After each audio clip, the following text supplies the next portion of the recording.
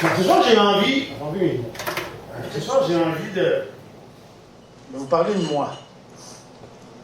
Je me suis dit, bon, ils ont peut-être envie de savoir c'est qui Trudel. Comment ça se fait qu'il se présente là. Bon, il y en a qui me connaissent. Je suis sûr que vous ne connaissez pas toutes. Moi, je suis né dans un contexte difficile. J'en ai pas parlé à beaucoup de monde là, dans le passé, mais ceux qui me connaissent de près le savent très bien. Moi, je suis né en 63 à Shawinigan. Qui c'est qui était député de Saint-Maurice en 63 à Shawinigan? Qui c'est qui a été élu pour la première fois en 63 à Shawinigan? Jean Canadien! Fait que imagine-toi, que voulez-vous? Lui, il a été élu pour la première fois à la Chambre des communes en avril 63. Moi, je suis venu au monde en juillet 63. Ça part mal en tabaslac. Mais ça, c'est rien, ça. Il a été réélu en 64, en 65, en 72, 74, 79, 82, 84. Et ça, c'est la grosse misère sale. Toute ma vie d'enfance, mon adolescence, tout ce que j'ai comme figure tutélaire politique, c'est Jean Chrétien. Imaginez, ça part mal en tabaslac. Ça, c'est l'enfance. Ce que j'ai... L'autre affaire dont je vous parle, c'est... Bon, chez nous, la crinquée politique, c'était ma mère. Ma mère, elle a milité pour Yves Duhem dans le temps au PQ. Yves Duhem qui était ministre du Tourisme et ministre des Finances. D'ailleurs, ça, c'est très intéressant. Je parlerai de ça tout à l'heure, j'espère que j'en oublierai pas, mais il a été ministre des Finances, Yves Duhem, pendant 1 an à Shawinigan, en 83. Après que Parizeau ait démissionné, René Lévesque l'avait nommé ministre des Finances pendant 1 an. Et, en même temps, à Ottawa, il y avait Jean Chrétien qui était ministre des Finances. En même temps, pendant 1 an, à Shawinigan, on a eu les 2 ministres des Finances. Mon père, il disait, tabarnak, il s'est jamais perdu autant de jobs cette année-là. Ça pour dire que, là, ils vont faire à croire qu'il faut être du bon bord. Tu sais, dans la prochaine élection, ils vont dire, hey, ouais, il faut voter avec le pouvoir, j'envoie les jobs. C'est pas vrai. J'en parlerai à mon père. Il est mort. Mais mon père, il était vraiment fâché contre ça. Bon, c'était ma mère qui était énervée. Ma mère, elle m'invitait à faire des téléphones, elle faisait pas des pancartes, mais elle travaillait comme scrutatrice. Elle a vraiment travaillé à faire les Duhem en 76. Mon père, lui, c'est une autre histoire. Mon père,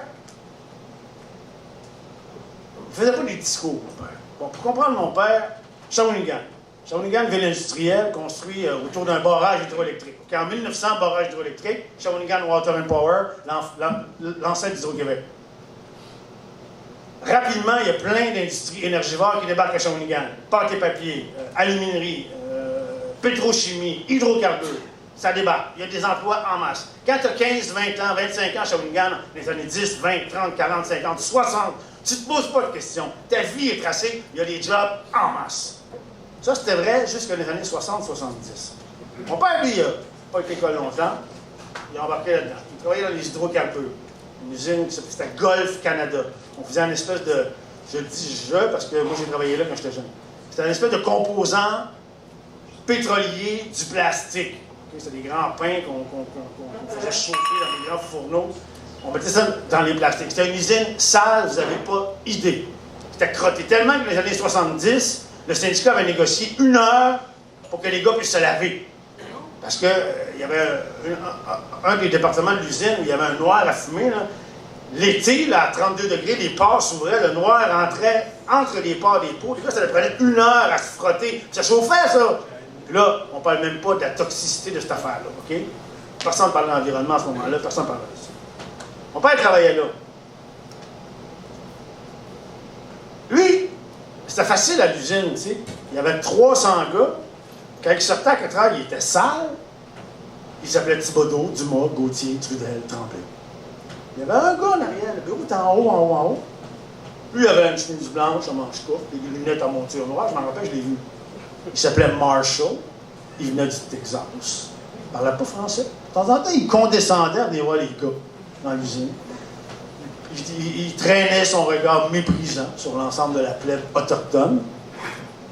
Mais ce gars-là, il avait le pouvoir de mon père de nourrir sa famille. C'était lui qui l'avait entre ses mains. Mon père, ça l'a traversé toute sa vie. Mon père ne faisait pas des discours par rapport à ça. Il n'était pas genre... Quand René Lévesque, en 1976, a dit « On est peut-être quelque chose comme un grand peuple », mon père, ça l'a traversé. Mon père, ça l'a cherché. En fait, Je l'ai senti, moi, que la colonne, il a dressé. Il a comme senti que ce gars-là, il parlait à lui. C'était la première fois. Il intellectualisait pas ça, il me l'a jamais dit à moi. Mais moi, je le sentais. Moi, j'avais 15 ans. Puis sentir son père comme ça, sentir tant d'impuissance de son père, c'est quelque chose qui n'est pas facile à vivre. Tu sais, mon père, il sentait que le gagnant, c'était pas lui. Il sentait que le possédant, c'était pas lui. Il sentait que le patron, c'était pas lui. Puis qu'on pouvait faire quelque chose. C'est René Lévesque qui l'a amené à penser ça. Fait que moi, le sens de mon engagement, il a commencé là. Dans des affaires qui ne se sont pas dites, mais qui se sont senties. Moi, j'ai senti toute l'impuissance de mon père. Puis à 50 ans, c'était la fin de la grande période industrielle de Shawinigan. Les usines ont fermé, pas tous, mais la sienne, oui. Mon père n'a pas de formation. À 50 ans, il a passé les 10-15 dernières années de sa vie à travailler dans une taverne, 6 matins par semaine, de 7h à midi, alors qu'il ne buvait plus. Moi, je l'ai vu pleurer d'impuissance à 50 ans, quand ils ont dit qu'il n'avait pas de job, qu'il n'avait plus de job, que l'usine allait fermer. Pleurer d'impuissance. Ça marche. Le sens de mon engagement, il est là. Premier, il est là. Bon, évidemment, moi, je suis partie de la première génération qui est partie de Shawinigan après. Parce qu'en 1980, il n'y avait plus de job. Moi, j'avais toute la gang qui avait 15-17 ans à Shawinigan, toutes mes chums qui étaient au cégep sont toutes parties. Parce qu'on était la première génération qui ne sentait plus d'avenir à Shawinigan. C'était plus possible. Il ne se passait plus rien. Là. D'ailleurs, tous mes amis maintenant, on se reparle des fois sur Facebook, ils sont tous rendus à Québec, Montréal, Chicago, au Rwanda, mais plus à Shawinigan. Ils ne sont plus là. Pardon? Oui, lui, il est François de Shawinigan. Oui. Et François, il est encore là. Ça va bien, Shawinigan? Ça va de mieux en mieux à Shawinigan. Tant mieux. C'est vrai, ma mère est encore là. Ça va bien. La ville s'est transformée, mais c'est plus la ville industrielle. C'est autre chose. C'est autre chose. Moi, je suis parti étudier dans la seule affaire que je savais faire, ou que je pensais savoir faire à cette époque-là. Moi, j'étais un gars assez gêné à l'époque. Mais on dirait que quand j'apprenais un texte, on dirait que ça m'allumait. Là, je suis parti à Montréal. J'ai passé mes auditions dans les écoles de théâtre. Cette année-là, on était 500. Il en prenait 10. J'ai été accepté. J'ai dit, ben, écoute, je ne peux pas être si mauvais que ça. Donc, je suis parti à Montréal. Je me rappelle encore, un petit matin de septembre 83. Il y avait un des cousins de mon père qui conduisait des camions. Il m'a déposé avec mon petit sac au coin de Laurier, puis Papineau, à 6 h du matin. Je connaissais personne à Montréal. Je n'étais jamais sorti de Shawinigan. J'arrivais dans la grande ville. Mais je ne savais pas à ce moment-là que ce que j'avais devant moi, c'était les 4 plus belles années de ma vie, jusque-là, évidemment. C'est là que j'ai commencé à m'ouvrir politiquement pour le vrai. Bon, j'avais tout le bagage dont je vous ai parlé, mais là, j'ai rencontré, en dernière année, Dominique Champagne, le pacte que vous connaissez. Il était étudiant en écriture dramatique. Il avait écrit une pièce sur la crise d'octobre. C'était une espèce d'allégorie. C'était historique, mais ça parlait de toutes les libertés. Mais ça se passait au Québec. Moi, j'avais le premier rôle là-dedans. Première rencontre avec Octobre, la passion de ces gars-là, la révolte, le sens de l'engagement. Ça marque. Et ça m'a préparé à ce qu'allait venir l'année d'après, la rencontre la plus marquante de toute ma vie. La rencontre avec Pierre Falardeau. Il y a un philosophe qui a dit, ou j'ai lu ça quelque part, je ne me rappelle pas, qu'on fait dans une vie 1 ou 2 rencontres marquantes. Là, je ne parle pas nécessairement de rencontres amoureuses, mais ça peut. Des rencontres qui te traversent, qui te bouleversent, qui te changent, ou qui te révèlent à toi-même, qui te passent quelque chose que tu ne savais pas que tu avais dans toi. On n'en fait pas tant que ça. 1 ou 2 dans une vie. Moi, je suis assez d'accord avec ça. Moi, la rencontre la plus marquante que j'ai faite de ma vie, c'est avec Pierre Falardeau. C'est arrivé en 88, j'avais 25 ans, j'en avais l'air de 12. Ouais, vraiment, j'avais des cheveux roux dans les airs de même, ils mettaient un bandeau rouge. J'avais des freckles. En tout cas, j'avais vraiment l'air jeune. Et là, Falardeau faisait passer des éditions pour le party. Là, il cherchait ses faces de tueurs, ses faces d'enterrement pour peupler sa prison. Moi, je débarque là. Ma première rencontre, quand j'ai ouvert la porte, j'ai dit « Qu'est-ce que tu fais là, tabarnak? » Ça marque. Non, attendez. Là, j'avais préparé ma scène d'audition, je rentre là, j'ai jamais passé mon audition. il a commencé à rire de moi. Ça a pris 5 minutes avant d'en revenir à quel point ça va pas de bon sens que je puisse jouer dans sa vue, que j'y aille comme juste même penser, pour lui c'était une aberration.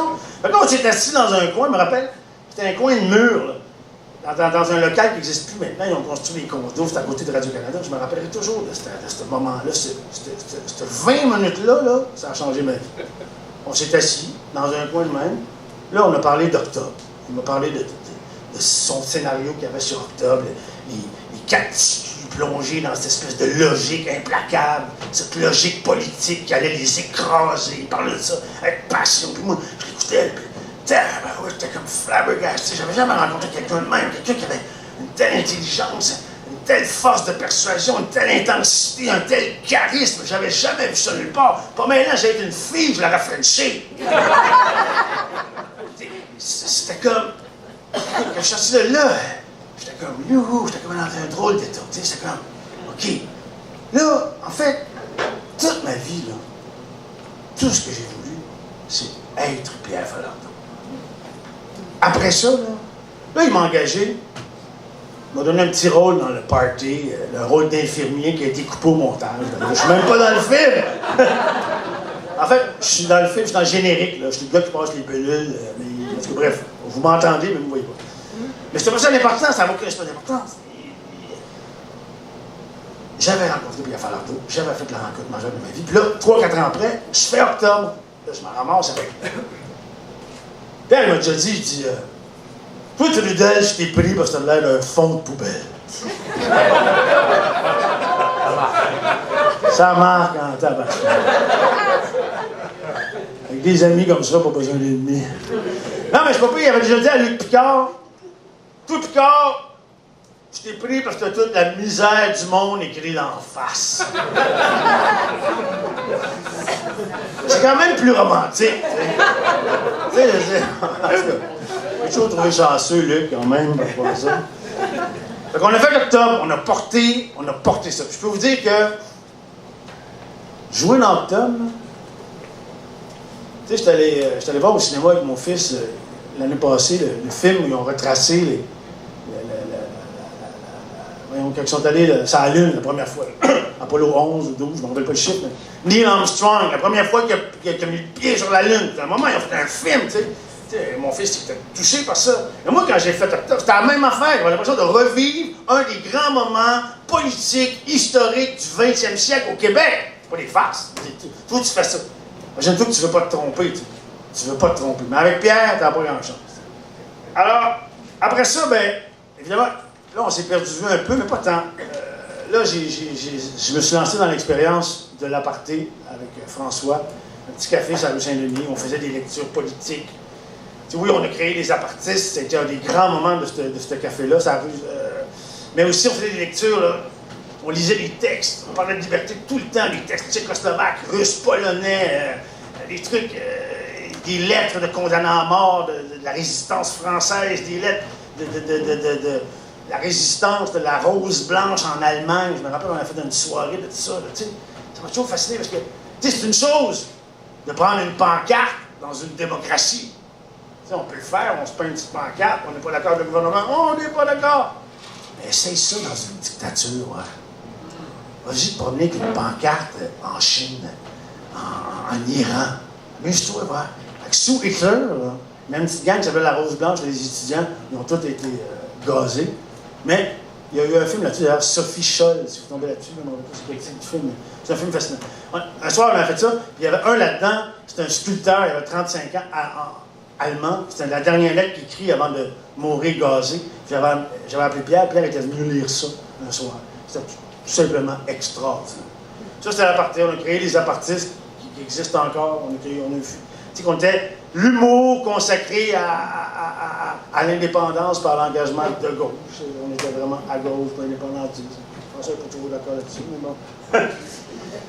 Après ça, ben, j'ai poursuivi, j'étais plus fort. En fait, ce que je peux dire de ça, c'est que pourquoi je faisais ça, c'était pas possible de faire autrement. C'était toujours ça que j'avais envie de faire. Après ça, j'ai rencontré Mario Beaulieu, je suis devenu porte-parole du mouvement Montréal français. On a fait des spectacles.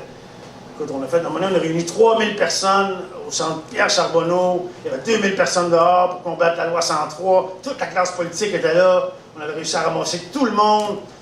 On n'aurait pas fait changer le gouvernement de bord, mais c'était scandaleux. C'était scandaleux. Il y avait une faille dans la loi 101. D'ailleurs, il y en a plein de failles dans la loi 101. 200 amendements depuis 82. 200 amendements dans une loi fondatrice du Québec. Tu sais, la langue, ça va nous tuer. Ça va nous tuer, la langue. Tu sais, on a fait des avancées dans les 40, les 50 dernières années au Québec. On a fait des avancées majeures. Tu sais, au niveau artistique, culturel, on n'a plus de complexe maintenant. Tu sais, Félix Leclerc, il grattait sa guitare ici au Québec. Ça n'intéressait personne. Là, il était là en France pendant une couple d'années. Les Français, « Ouais! Ma cabane en Canada, c'est extraordinaire! Ouais! » Il a fait un succès. Il est revenu ici. Les Québécois ont fait « Ah! Les Français ont dit que c'était bon, doit être bon. Doit être bon. » C'est ça l'aliénation culturelle. Tu avais besoin du regard de quelqu'un d'autre pour dire que quelqu'un est bon. On n'est pas capable de voir par nous-mêmes. On ne se faisait pas assez confiance pour ça. Maintenant, culturellement, Xavier Dolan est à Cannes à tous les ans. Qui était en nomination? Qui était en nomination au Gala Écran en dernière année Canada, les Oscars canadiens? Là? Les 5 films. Les 5, pas 1, 2, 4, 5. 5! C'était des films québécois. C'était des films qui sont pas de complexe. Vallée n'a pas de complexe. Villeneuve n'a pas de complexe. Puis bon, c'est non seulement ça, mais ce sont des artistes québécois. Même s'ils font des vues là-bas, partout dans le monde, ce sont des artistes authentiquement québécois qui nous amènent avec eux partout dans le monde, à Cannes, dans tous les festivals du monde. Plus de complexe culturellement. Financièrement, pas besoin d'en parler. Financièrement. Mon père, il savait. Le gars qui possédait, le gars qui donnait sa job, il s'appelait McTavish, Marshall, Irving, Bronfman. Mais c'était pas lui. C'était pas lui. Aujourd'hui, on en a. Pelado, il y en a plein. Les jeunes se lancent en affaires. On n'a plus ces complexes-là. Linguistiquement, c'est pas vrai. Linguistiquement, c'est pas vrai. Il y a, quand un Français rencontre un anglophone, il y a comme un relent de la bataille des plaines d'Abraham. Il y a comme un relent que moi, je suis le vaincu, toi, t'es le vainqueur. Pourquoi? Faites-le, vous le connaissez tous, l'exemple. Vous avez tous fait l'expérience une fois. Vous êtes dans un local, vous êtes 8 francophones, il y en a un anglais qui débarque. En quelle langue ça va se passer? Pourquoi donc? Pourquoi? Après 2 référendums, pourquoi? Parce qu'on est des moutons. Faut tuer le mouton! C'est ça, faut tuer le mouton. Comme un mouton intérieur. Linguistiquement, on a encore un mouton à quelque part. Moi, d'ailleurs, mon programme politique, ça va être essentiellement de crucifier le mouton.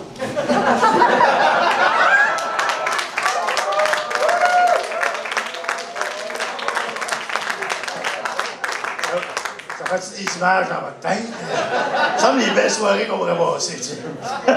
On pourrait le manger après, tu sais. Au moins, ça serait pas pire. C'est comme un autre bien cuit, un autre genre de méchoui. Un méchoui. Là, dans la foulée de cet environnement-là, à un moment donné, ils m'ont nommé patriote de l'année. Bon, je vous dirais que je n'ai pas été touché. Je me rappelle, Mario m'avait appelé un soir, il me dit hey, « on va te nommer patriote de l'année. » C'était pas mal énervé par rapport à la langue. Let's go, let's go. Là, il disait ah, « ça va se passer dans un mois de telle place. » Là, je descends de mes amis, tu sais, je disais « ouais, ils vont me nommer patriote de l'année. » Là, je disais les gens qui ont été nommés avant moi, tu sais. Raymond Lévesque, Gilles Vigneault, Bernard Landry, Pierre Falardeau, Jacques Parizeau. Je dis, ça descend cette année.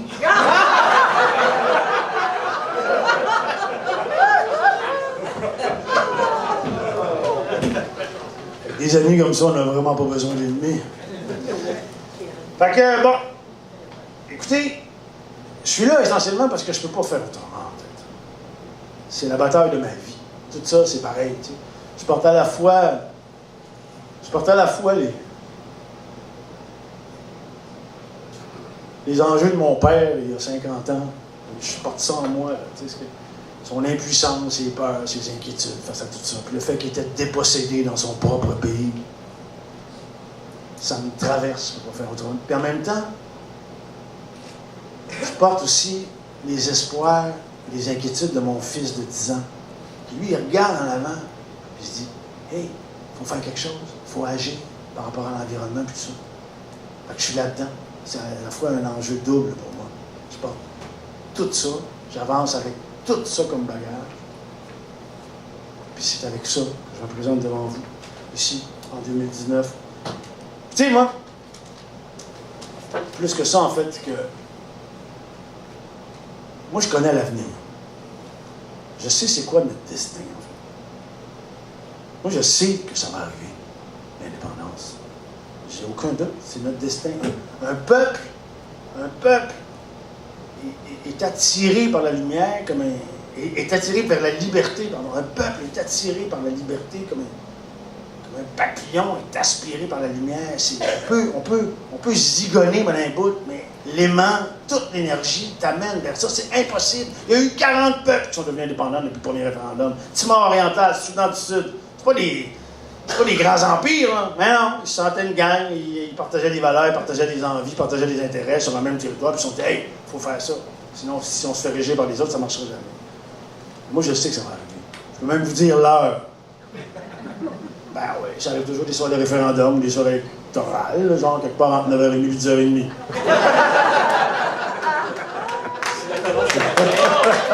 Non, mais c'est pas pire. Le gars, il connaît la fin, puis il connaît l'heure. C'est déjà pas pire.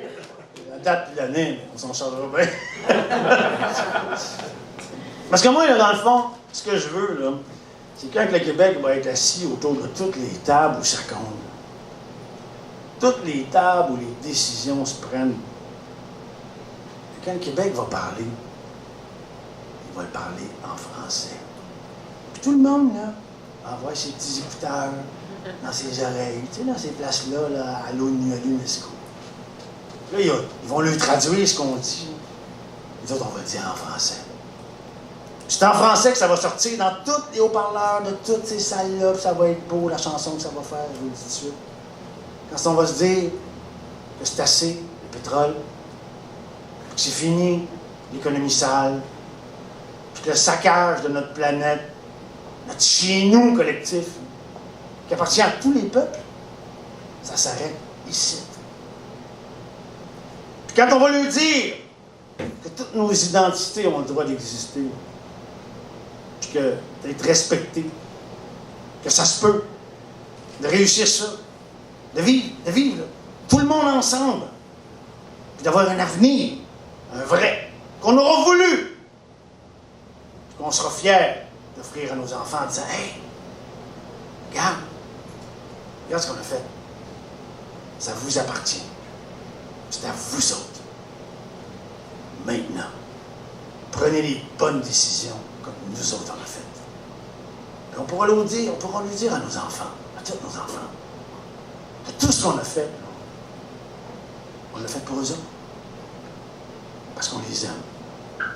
Parce qu'on s'est aimé assez nous-mêmes. On pourra lui dire une autre grande affaire très importante. On pourra lui dire que ce qu'on a fait, on ne l'a pas fait à genoux, on l'a fait debout. Bravo! Merci!